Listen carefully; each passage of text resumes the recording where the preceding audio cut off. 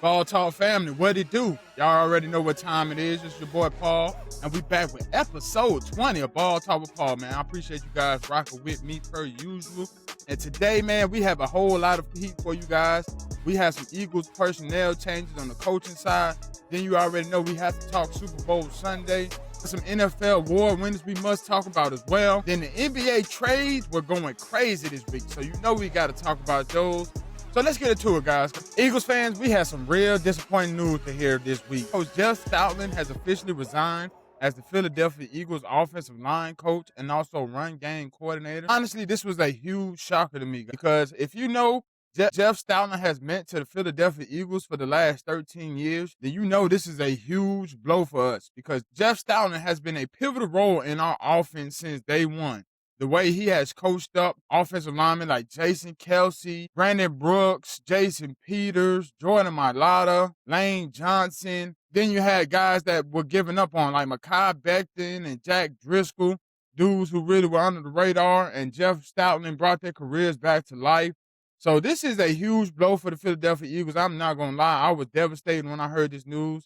Jeff Stoutland has been an important role for a long time for our offense, and just to replace him is going to be hard to do because you don't find too many coaches who have the utmost respect from their players and just know how to build a program from the inside out, and Jeff Stoutland has done that. So I definitely hate to see Jeff go, and honestly, this is another knock on Nick Sirianni because if you didn't know, Jeff was stripped of his run game responsibility during the season, and I'm sure that just rubbed him the wrong way. He's an old school coach, so for him to just get stripped of a responsibility that he's been in charge of for the last several years now is just absurd from Nick Sirianni, especially since you had Kevin Patullo calling the plays and it wasn't showing anything different on the field when Jeff was doing it. So that is another knock on Nick Sirianni, in my opinion. I definitely have to say this is his fault because Jeff Stoutland was supposed to retire on his own terms from the Philadelphia Eagles, not just resign abruptly and just say, "Yeah, I'm out of here, man. It's too much for me. I'd rather be home with my family."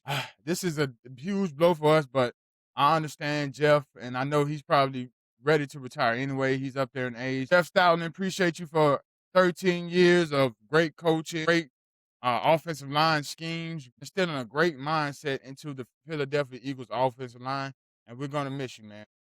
Now, when it starts raining, it starts pouring because in Philadelphia, we have some more devastating news we have to hear. Landon Dickerson is on the verge of retiring at the age of 27. Unfortunately, he has just had too many injuries piled up over the years. He had injuries in college, multiple injuries in NFL, and now he is contemplating retiring. To hear this as an Eagles fan is definitely shocking, but you know that Lane has been through a lot in his career if you have paid attention to it.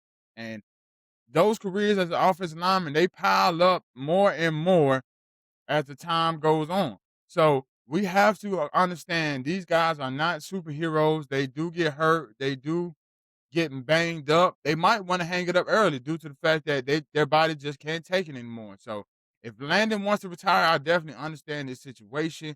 But of course, I want him to play at least a solid 2 to 3 more years, especially since we just paid him on a major contract. So Landon, please, brother, thug it out just a couple more years. I know you've been through a lot, especially this season. You battled through injuries, but we got to have you at least 2 to 3 more years so we can get at least 2 to 3 more championships, bro.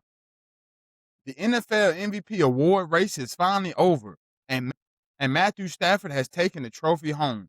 Now, this was one of the closest MVP votes in a long time. Matthew Stafford getting 24 first place votes, and Drake May was right behind him with 23. So this was definitely a close call. But Matthew Stafford is now the oldest person to ever win an MVP at the age of 37. So that's a huge feat for him and his career, just solidifying that he is a Hall of Famer. He just had a crazy year, man. He was over 4,000 yards, had over 40 touchdowns, and led the league in passing and was top 5 in pass percentage completion rating. So Matthew Stafford balled out. I've been saying this for weeks, guys, that he was the MVP. I know that he didn't have the winning record like the Patriots and Drake May did, but you have to understand the competition that he was facing and the division that he was in. It was just one of the toughest in football. So for Matthew Stafford to do what he did, especially at his age, You had to give him that MVP, guys. He was destined to win at least one before it was all said and done, and this is the one just to stamp him. So shout out to Matthew Stafford for winning the MVP. For the offensive player of the year, no surprise should be here. Jackson Smith and Jigba. He won that award with over 1,900 receiving yards and over 13 touchdowns this year. The dude was just a complete machine at the wide receiver position. And it was a close battle. Him or Puka Nakua could have possibly won that. But as you see, Jackson Smith and Jigba, he is in the Super Bowl. So I feel like he has to get the nod there as well. Shout out to Jackson for definitely doing his thing this year on the offensive side. And another offensive player we have to talk about is the comeback player of the year, Christian McCaffrey, with over 1,000 receiving yards and 1,000 rushing yards. Dude was definitely balling on all levels for the 49ers this year. Just showed that he is still effective in every way and he is still durable, even though people had some doubts about his career ending sooner than later because of his injury history. But he has overcame all of that and just showed that he is still that guy. So shout out to C-Mac for winning the comeback player of the year. For defensive player of the year, this was definitely no surprise. Myles Garrett, he has won his second DPOY and has officially broke the NFL sack record with 23 and a half sacks this season. So that was definitely expected. That dude was a menace to quarterbacks all season. No offensive tackles could really stay in front of him. Sometimes it took about 3 guys just to even block him on one play. So Myles Garrett is a dog at the defense end, the best in the league, no doubt about it. Dude is just a freak of nature. If you ever seen him without his pads on, dude is ripped up, doesn't even look like a defensive end. So shout out to Myles Garrett for doing that and winning his second Defensive Player of the Year award. I expect him to get at least one more before it's all said and done. And for the Coach of the Year, this was definitely well earned. Coach Mike Vrabel has won the Coach of the Year for the New England Patriots. He turned them around from a 4-win team to a 14-win team in 1 year and took his team to the Super Bowl. So for a coach to do that in just 1 year, that speaks volumes of what he brought to that organization and what he did for the culture in New England. So you definitely have to give Mike his props. I thought Ben Johnson might would have won that award because what he did with Chicago, but Mike Vrabel, it was just undeniable, especially with him getting to the Super Bowl in his first year with the Patriots as the head coach. You have to give him that award. So shout out to Mike Vrabel for winning the Coach of the Year as well. Super Bowl Sunday is finally here this weekend, and we got the biggest of them all. The Seahawks and the Patriots, of course, going at it for the crown of Super Bowl champion. Of course, as we've already talked about, this is just going to be a show of who wants it more from the quarterback standpoint because neither one of these guys have been here. So we don't know how they'll turn out in the biggest spotlight of the year. And both of these defenses are playing at the highest level that you could possibly play. The Seattle Seahawks have just been shutting teams down left and right, and the Patriots have also been doing the same. This would definitely be a low-scoring affair just because I know both teams are defensive-minded and are ready to shut the opposing offensive down. So this is going to be a battle for sure. I don't know if it'll be a lot of scoring from both offenses just because I know both coaches are trying to stop the quarterbacks from getting off and the wide receivers. We're gonna see, man. I'm excited for this matchup. Interesting to see. And as you already know from last week, I'm putting with the Seattle Seahawks, guys. I think those guys are just dominant on too many facets of the ball. Offense is clicking on all cylinders. Defense is hitting everybody that's flying their way.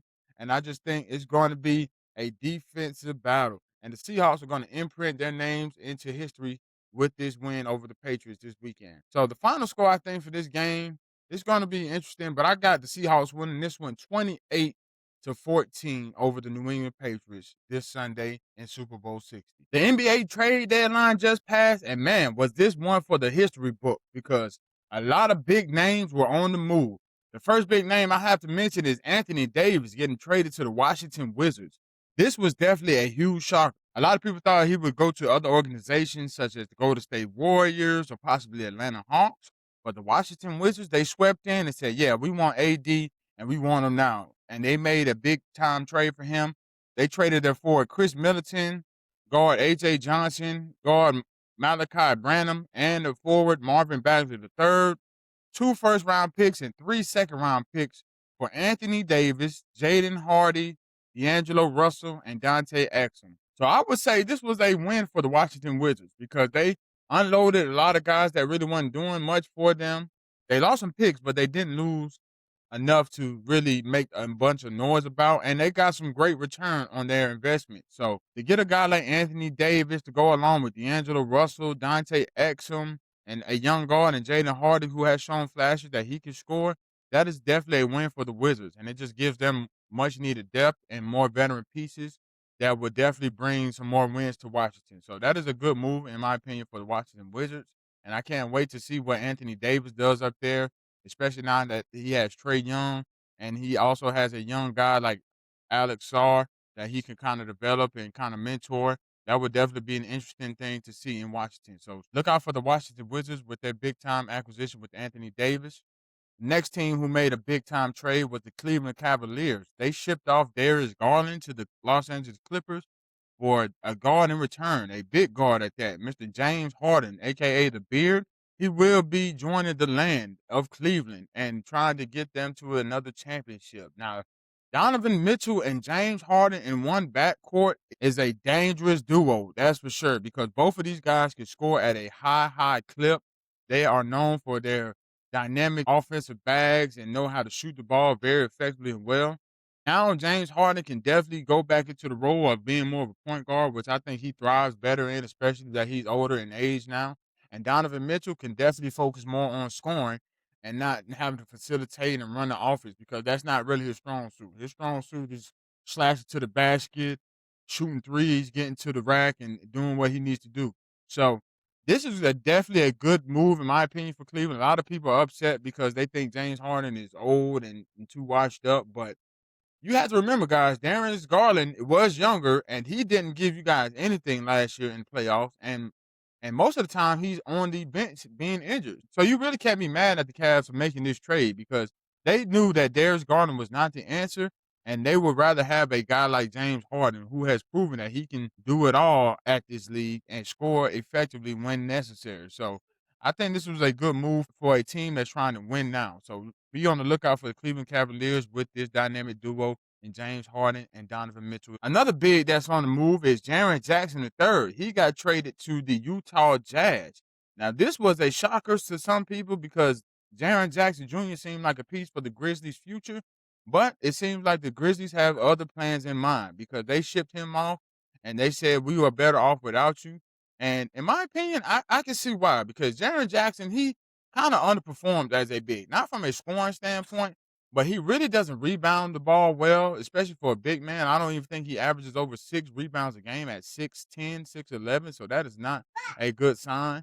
Now, I know he likes to shoot the ball and stay out on the perimeter, but for a big man, you got to be able to do both if you're going to have that type of game. You have to be able to crash the boards, get inside to get dirty, and get those rebounds, and you can get outside and do your game and shoot your threes. So I think it was just time for the Grizzlies to move on from him.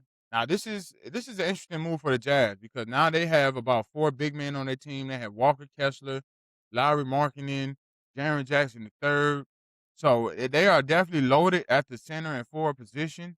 So it's going to be interesting to see what they do with all these pieces moving forward. If they're going to move somebody, maybe like a Walker Kessler to another team in the future. But we'll see though. The Jazz are definitely trying to make some noise. They already have their draft pick Ace Bailey this year. He's starting to really come to life. And also their young guard, Isaiah Collier, who just set a record with 22 assists. So they are definitely trying to come up and trying to put some pieces in the right place to really make some noise in the near future. So look out for the Jazz as well. Another team that desperately needed a trade and made it happen was the Golden State Warriors. They traded for the Atlanta Hawks big man Kristaps Porzingis, and that was a interesting move because the Golden State Warriors, they are known for being undersized for a very long time now. And with this move, they finally get a 7-footer who can actually score the ball and actually grab rebounds. But the thing with Kristaps is he's barely healthy. The guy has not played much this season because of injuries, and he is not getting any younger. So I don't know if the Warriors think this is a move for now or for the future. But in my opinion, this is not really going to move the needle for me. I know that Steph Curry is there and they got Jimmy Butler coming back next year. So if they trying to get that trio going, I might can see what they were thinking. But for now, this is not really the move that I thought the Golden State Warriors should have made. I know that Giannis Antetokounmpo was on their radar and they didn't get him. So they thought this was a better second option. But this guy has to stay healthy. Now, when he is healthy, of course, he is a effective big man who can shoot it. He plays nice defense, so he's definitely a good player, but only as good as you are when you are available, and he's barely available. So I don't know if the Golden State Warriors will get their return on this investment, but we will see what Kristaps Porzingis does in the Warrior uniform. The Boston Celtics, they also made a big time trade. They traded for the Chicago Bulls center Nikola Vucevic, and this was definitely a good move for them because Nikola is a bucket. A lot of people don't pay attention to him because he's on the Bulls, but he is definitely a hooper, and he can do it all as a big man. He knows how to shoot. He can play down in the post, bang you down low. He plays solid defense, and he can rebound. So this was definitely a good move for Boston because when Jason Tatum gets back and along with Jaylen Brown, that three would definitely do some damage. They also traded away Anthony Simons, so Simons goes to the Bulls. They get a young guard that they want and know that he can score. I don't think Boston was really the right fit for him and what he wanted for his career. So I think him going to the Bulls, he'll definitely start to rejuvenate his scoring ability and show that he is a good piece to have. So this was definitely a win-win for both sides. I feel like Boston gets their much-needed big man, and the Bulls get a young guard who can score at a high clip. So win-win for both teams here. The last interesting trade that went down was Ivan Zubac got traded from the Los Angeles Clippers to the Indiana Pacers. Now, this was an interesting move, I feel like, for the Clippers because I thought Zubac was a good piece for them, but it seems like the team had other plans for him, and they shipped him to Indiana.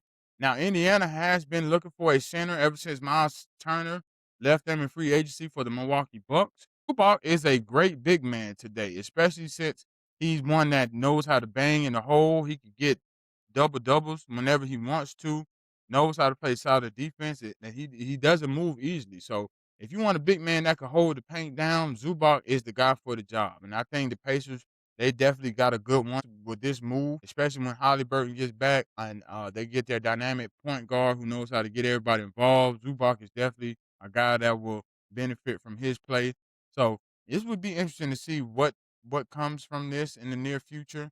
I know they probably still won't do nothing this year because they have been too injury riddled this season, but next year, definitely this will be a team to watch because Zubac can definitely win you some ball games if you feature him the right way. So be on the lookout for the Pacers as well.